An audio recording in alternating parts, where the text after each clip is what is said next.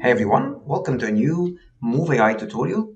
Last time, in my last tutorial, I used Move1 to capture motion from a pre-recorded video. But this time, I'll still be using Move1 only to capture motion from my own reference. And that's what you can see here. My amazing acting skills, because I took time to upload those clips, which are the exact same clips shot using two devices. One is an Android device, a Pixel Pro 8, and the other is an iPhone, an iOS device, which is an iPhone 15. Why using two devices? I always had this question. Would it really matter if I use a different device, like a different camera, with the quality of that capture? Would it make a difference? If you go to documentation on MoveAI, you don't see anything that confirms this. But I said, let me try it myself, and I actually found differences. Sometimes it is clear, sometimes it's big enough to make me decide to use one device over the other. Other times it is so small and subtle that it wouldn't really make a difference. Let me show you what I have. So the first line here at the top is the same clips but captured using an Android.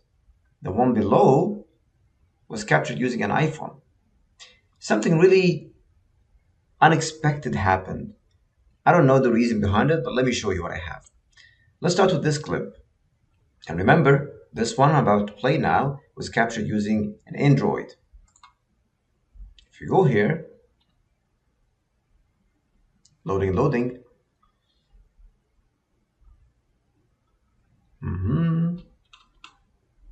Let me just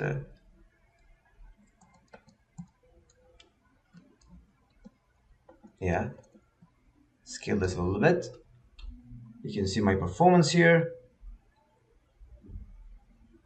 I decided to use a prop to see what would happen, to see if Move 1 would be able to capture my fingers, my hand pose, and what would happen at the end here with the occlusion, like that prop covering part of my arm, okay? But I always focus, or mostly focus, on the hips, feet, and that relationship with the ground floor, okay? So that's my reference. Let's go to 3D and watch it.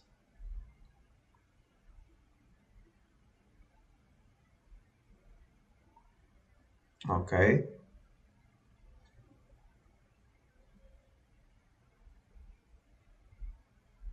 From that front view, from the original camera perspective I used, it looks good, right? It looks solid. For a first pass, for one camera, remember, we're still using Move 1, we're not using Move Pro. This is only one device. And you get this result. I'm happy with that. But what if you look at it from the side, which is something I always do, so I can just analyze what's happening here. Now you start noticing issues. Let's focus on this one foot, okay, which is the left leg. Focus on it. Here's our first issue. Second, let's play it again and focus on this. Yeah, there's an issue here, another one here. Okay, so we basically have two issues happening that would need cleaning once we move on to clean this motion. See what's happening with the feet. See what's happening here. Now let's go to the other side of this character. Let's focus on this one. Let's go back to the beginning. Starting from frame 1, focus on this. First issue, second, third, fourth. So overall, on this foot, we have 4 issues that needs to be cleaned. Look at this. 1, that sliding. 2, that glitch. 3, this one. And 4. here. Okay, now let's go back to watching the same clip with the same resulting motion using an iOS device. Okay, so we just go here. It's the exact same clip uploaded for the same version, the same release of Move 1.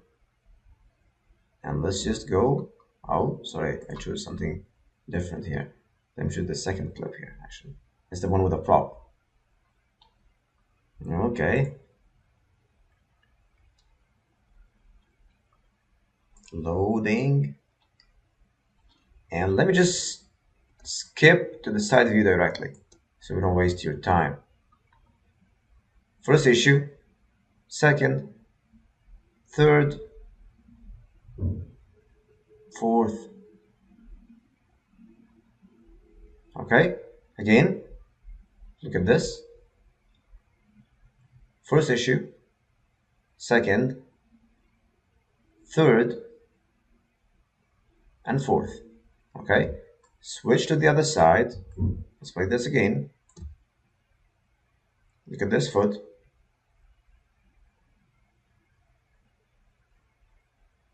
Okay, so let me just, this small view is really challenging. And there is no option here to make this like a full screen, but we'll find a way. Let's watch it again together. One more time. Focus on this. 1, 2, 3 issues.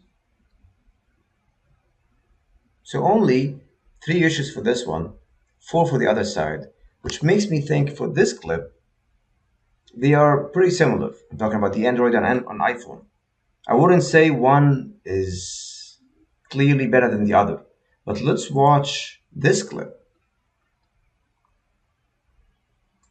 Okay, now I'm using the Android version, or I'm about to show you the Android version, resulting motion, and let's watch it from here, from this side view, almost side view, because we don't really have a side view here. A bit tricky. Fix your view here, but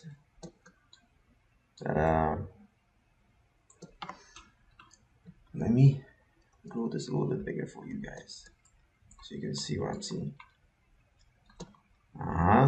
Okay, again, focus on this one. Second issue, third, fourth. Again, look at this foot. 1, 2, 3 issues. Okay, so we have 3 issues happening that needs to be cleaned up on this left foot for this clip using an Android device.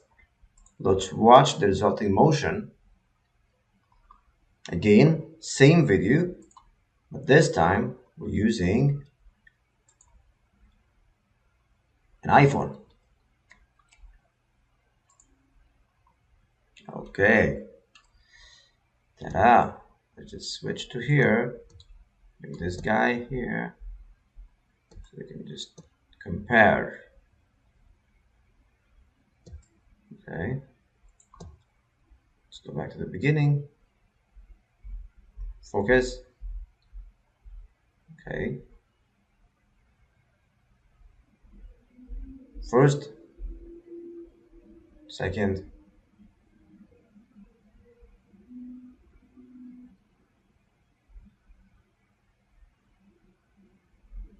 oh, my bad. I think I've chosen because I've scaled that page. I was playing a different clip. That's the one we should be playing here. an iPhone motion, or the resulting motion from an iPhone. First, second, third, and fourth. Okay, let's watch this again a little bit closer. Let me scale this page again so you can see it clearly. iPhone users, I'm sorry. Okay, back.